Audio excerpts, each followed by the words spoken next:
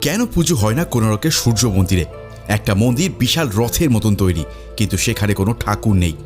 যদি ঠাকুরই না থাকেন তবে এত বড় মন্দির তৈরি করলো কেন? উত্তর জানলে চমকে যাবে তোমরা।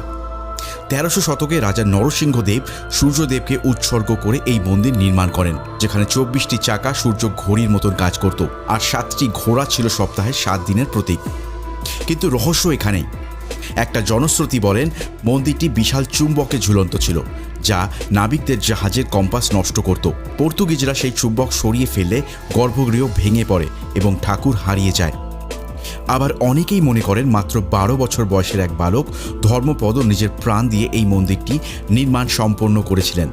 তার সেই মৃত্যুকে অপবিত্রতা ধরে নিয়ে এখানে আর কখনো পুজো হয়নি। আজও সেই কক্ষ চিরতরে বন্ধ, কেউ জানে না ভেতরে কি আছে। এটাই ভারতের সবথেকে রহস্যময় মন্দির, কোণারক।